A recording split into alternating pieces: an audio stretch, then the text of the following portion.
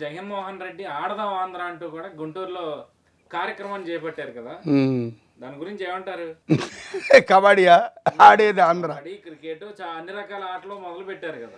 ఈ కొత్త కొత్త పేర్లన్నీ జగన్మోహన్ రెడ్డి గారికి వస్తున్నాయి ఏంటని నాకు డౌట్. ఎందుకు వస్తున్నాయో కూడా ఆయనకి తెలుసో లేదో నాకు తెలియదు. ఈ తడవి ఆడదాం పోయి దానికి ఇంకో పేరు కూడా పెట్టచ్చు, మనం అనకూడదు. ఇప్పుడు నేను చూసినంత వరకే నా ఒకొచ్చాక ఈ 65 ఏళ్ళు 60 ఏళ్ళు రాజకీయంలో మేధావులను ఎంతమందినో చూసా, పొరపాటు ఉన్న వాళ్ళని చూసా, తిట్టించుకున్న వాళ్ళని చూసా, పొగిడించుకున్న వాళ్ళని చూసా. కానీ అతను పెట్టే పేర్లు మనకు అర్థం కాని పేర్లు పెడతాడు. రేపొద్దున ఇంకోటి ఆడదాం, ఇంకోటి ఏదో ఏం పెడతాడు అతనిది కాదు. కానీ వచ్చిన ఇప్పుడు అతను ఇవాళ గుంటూరులో ఆడదామన్నాడు, రేపొద్దున ఇంకోటి తెనాల్లో ఇంకోటి అంటాడు. ఇతను ఇప్పుడు ఎంతమందిని అధ్యక్షులు మార్చాడు? 13 రాష్ట్రాల్లో 13 జిల్లాల్లో మీరు చెప్పండి. ఏపీలో ఎంతమంది నాయకులు మార్చాడు అప్పుడే ఈలోపే, ఈ 2 నెలల్లో 3 నెలల్లోనే. మరి మనసులో మాట చెప్తున్నానండి. మీరు నన్ను 1 సంవత్సరం 2 ఏళ్ళు బాగా పొగిడారండి, గొప్ప అని పిలిచారండి. ఒక్కసారిగా నన్ను నలుగురిలో చీ అన్నారండి. నా మనసులో మేమే బాధ ఉండదా? మిమ్మల్ని గెలవలేక మీతో సప్పగా సున్నం పెట్టుకుంటే నా వల్ల కాక ఆ కూసేపు మీరు ఏమన్నా మీ గురించే మీరే గొప్పని పొగిడి వచ్చేస్తా తప్ప ఇంటికి వెళ్ళాక నన్ను ఇట్ట నన్ను నలుగురిలో పిలిచి నన్ను గొప్ప చేసి ఒక్కసారి గాలి తీసేసాడని తీసేసిన ఎమ్మెల్యేకి ఉండదా? అది ఆ ఓటింగ్ ఎక్కడ పడుతుంది? తెలుగుదేశానికే పడిద్ది, లేకపోతే పవన్ కళ్యాణ్కి పడిద్ది. ఇతను నేను ఎడితిరిగి పోతున్నాను, రేపొద్దున ఈ నెపం నేను సీట్లు మార్చడం వల్ల పోయింది అని వీళ్ళ కార్యకర్తలు, ఈ అధ్యక్షులు, ఈ పార్టీ అధ్యక్షులు, ఈ నాయకులు చెప్పాలంటే ముందు పార్టీలో కొంతమంది మార్చాలి.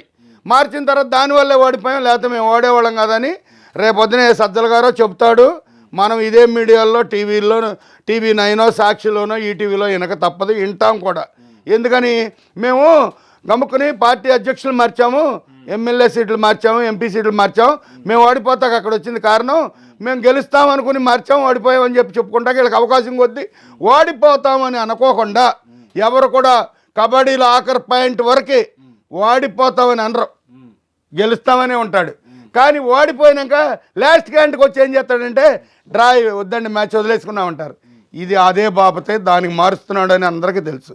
అది ఒక బిట్ అయిపోయింది. తెలుగుదేశం జనసేన కలిసి వాళ్ళు సీట్లు పంచుకుంటారు, అది కాదు వాళ్ళ వ్యక్తిగత విషయం. ఇప్పుడు మాకు కరెన్సీ నగర్లో రంగా గారు బొమ్మ దండకు వచ్చాడు అమితాబ్ బచ్చన్ రమేష్, మా అత్తగారి దగ్గరలే చలమలిచేటి రమేష్. ఇప్పుడు ముఖ్యమంత్రి పదం మీద చర్చ అయితే విపరీతంగా ఉంది. ఏమనండి అయితే మొన్న ఒక ఇంటర్వ్యూలో చెప్పడం జరిగింది, చంద్రబాబే ముఖ్యమంత్రి, ఒక అనుభవజ్ఞుడు ముఖ్యమంత్రిగా ఉండాలనేది పవన్ కళ్యాణ్ కోరిక కూడా అని చెప్పి ఆయన చెప్పారు. కానీ వైసీపీ వాళ్ళు ఏం చెప్తా ఉన్నారు, లోకేష్ చెప్పేస్తున్నాడు చంద్రబాబు ముఖ్యమంత్రి అని, పవన్ కళ్యాణ్ కూడా చంద్రబాబు ముఖ్యమంత్రి అని ఒప్పుకున్నాడు అని చెప్పి లోకేష్ చెప్తున్నాడు అని చెప్పి వాళ్ళిద్దరి మధ్య చిచ్చు పెట్టే మాటలు మాట్లాడుతా ఉన్నారు కదా. ఎవరు వైసీపీ వాళ్ళ లాస్ట్ లో ఏం చేస్తాడు? లాస్ట్ లో వీళ్ళు ఏం చేయాలి? పడిపోయేవాళ్ళు ఏదో ఒకటి చిచ్చు పెడితే రైట్ అనుకుంటారు, చిచ్చో పెడతారు. అదేమో పెద్ద ఇష్యూ కాదు. మీరు మీ స్థాయికి అది అడగాల్సింది కాదు, నా స్థాయికి చెప్పాల్సింది కాదు. వాళ్ళు ఎన్ని చిచ్చులు పెట్టుకున్నా సరే మా నాన్నగారు అయితే కరెక్ట్ అండి, అన్ని దేశాల్లో కనెక్షన్లు ఉన్నాయి, పెద్ద పెద్ద వాళ్ళని తీసుకొచ్చి ఇండస్ట్రీలు పెడతాడు, అమరావతి మళ్ళీ బాగు చేసుకుని. అసలు చంద్రబాబు గారు లెక్క ప్రకారం గన్నవరం ఎయిర్పోర్ట్లో ఫ్లైట్ దిగిన వ్యక్తి సింగపూర్ అవని అమెరికా అవని ఫ్లైఓవర్ మీదుగా అమరావతి ఎలగపూడిలో దిగాలి, కార్ జర్నీ. అది ఆయన మ్యాప్. ఇప్పుడు మళ్ళీ అదే జరిగిద్ది, మళ్ళీ రోడ్లు వేస్తారు, మళ్ళీ బ్రిడ్జీలు పడతాయి. అవన్నీ ఈయన పక్కన పెట్టాడు కాబట్టి, ఆ తెలుగులోడు కాబట్టి అప్పులు పుట్టించినా తెచ్చినా, ఐటీ రంగాలు తెచ్చినా, ఫ్యాక్టరీలు ఇండస్ట్రీలు తెచ్చినా ఆయన తెస్తాడనే మాటతో లోకేష్ ఉన్నాడు. తప్పే ఉంది. పవన్ కళ్యాణ్ ఎప్పుడో అన్నాడు, నాకు అనుభవం ఇప్పుడే వద్దు, 2030లో నేను గోలు కొడతాను, కొట్టపోయినా మీరు కొట్టించాలి, అది అప్పుడు నేనే ముఖ్యమంత్రిని మా పవన్ కళ్యాణ్ చెప్పేశాడు. కాబట్టి ఆ రోజుకి అది నికరం కాబట్టి ఈరోజు ఈయనకి సపోర్ట్ ఇస్తున్నాడు. ఆంధ్రాలో పవన్ కళ్యాణ్ గారు బాగుంది కాబట్టి ఓకే, అది మట్టికి ఓకే. ఈ లోకేష్ అన్నాడు, ఏమంటే లోకేష్ వెనకాల మంచి కుర్రోళ్ళు 40-50 మంది గన్నవరం ఎయిర్పోర్ట్కి వస్తున్నారు, పేర్లతో సహా చెబుతా, చెప్పకూడదు. వాళ్ళు రేపొద్దున అమెరికా ఇంజనీర్లుగా వెళ్ళాల్సిన వాళ్ళు. ఈ కక్షదారుడు ఈ సుప్నాథ్ ఏదన్నా లేనిపోయిన కేసులు ఇరికిచ్చి ఏసాల నాశనం చేస్తాడేమన్న భయంతో వాళ్ళు బయటికి రావట్లా. నాకు చెబుతున్నారు, మినిట్ వాళ్ళది నాకు రిపోర్ట్ ఉంది. ఒక మాట చెబుతున్నా, ఇందాకడ వాకుచేరి బాగుంటే బాబాయ్ని రంగా గారి మీద మాట్లాడించాలని పిలిచారండి, తప్ప వాళ్ళది కాదు, నాదే. అక్కడ మా సీనియర్ నాయకుడు ఉన్నాడు దాసరి సాంబయ్య, 32 పోట్లు పడిచారు అప్పుడు కాంగ్రెస్ వాళ్ళు. ఎవరు వాళ్ళ అన్నయ్యనో తమ్ముడిని చంపేశారు. దాసరి భవనం అని ఉంటుంది వాళ్ళ పేరు మీద. కమ్యూనిస్టులు ఈ కే నారాయణ ఎవరు రామకృష్ణ ఆ భవనంలోనే మీటింగ్లు చెబుతాడు. అలాంటి నాయకుడు కింద నుంచి ఉంటే నేను పైకెక్కితే తప్పని కొంచెం స్టెప్ బ్యాక్ చేశాను. అయినా నేను సుందరయ్య గారు అభిమాని అండి. నేను ఎన్టీ రామారావు గారికి కూడా సినీ ఫీల్డ్ అభిమాని. పార్టీ ఎడదిరిగి మీదే గెలిచింది కదా, నేను వచ్చి క్యాన్వాస్ చేసేది ఏమీ లేదు. ఉన్నది చెప్తానని నన్ను అందరు లైక్ చేస్తారు. నేను ఇప్పుడైతే ఈ స్టేజ్ ఎక్కనండి, కుర్రోళ్ళు ఉన్నారు, మేమంతా ఉండగా ఆయన పిలిచామంటే అంటారండి మీరు వెళ్ళిపోయినాక భేదాలు వస్తాయి సార్ అని కొంచెం అక్కడ స్టెప్ బ్యాక్ తీసుకున్నా. సెలమల్చెట్టి రమేష్ జంక్షన్ నుంచి ర్యాలీతో వచ్చాడు. దాంట్లో కామెంటరీ మర్చిపోయా చెప్పటం, మీరు ఈలోపు ఏరే మార్చారు నన్ను.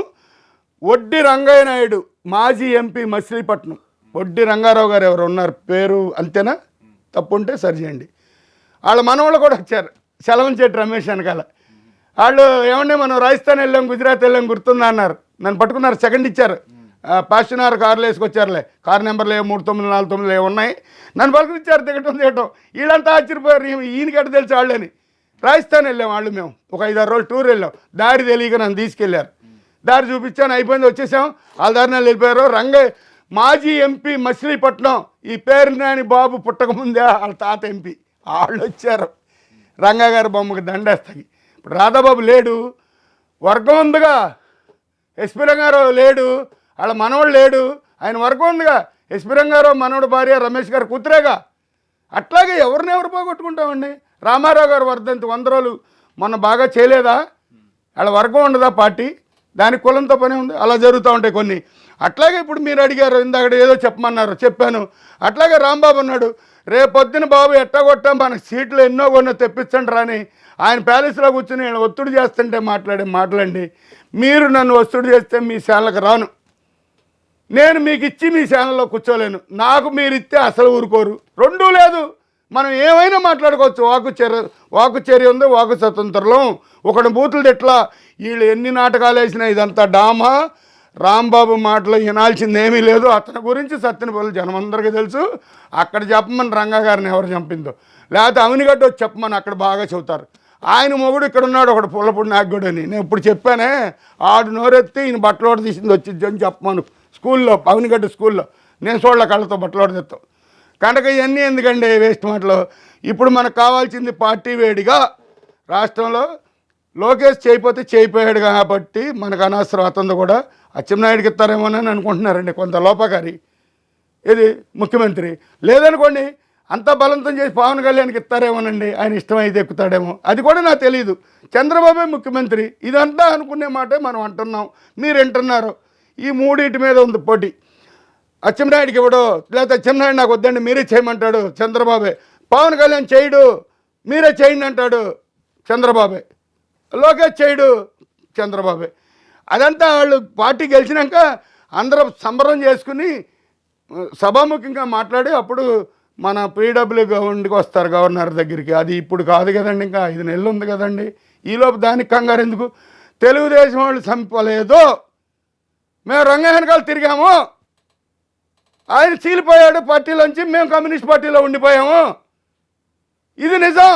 ఈయన వాక్కుంటే ఎవరికి ఊడింది, ఎవరికి ఓడలేదు. పేరు నేను వాక్కుంటే ఊడిద్ది ఏంటి? అతనితో ఎవరికి లెక్క? ఇప్పుడు ఆడికి టికెట్ ఇవ్వాలా, వాళ్ళ అబ్బాయికి ఇవ్వాలా, దానికి సస్తున్నారు వాళ్ళు.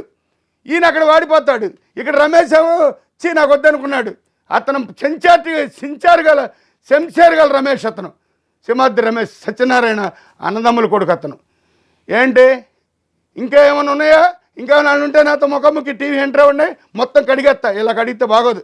మీకు తెలియని నిజాలు కొన్ని ఉన్నాయి వాళ్ళ నా దగ్గర. కలిసి తిరిగాం సార్, మీ పేరు మర్చిపోయి, కలిసి తిరిగాం. చంద్రకాంత్ గారు ముఖాముఖి పెట్టమానండి. రంగా గారిని ఎవరు చంపారో, పెద్దరాజా గారిని ఎవరు చంపారో నేను చెబుతా. నేను ఆ టైం మనిషిని, నాకు తెలుసు.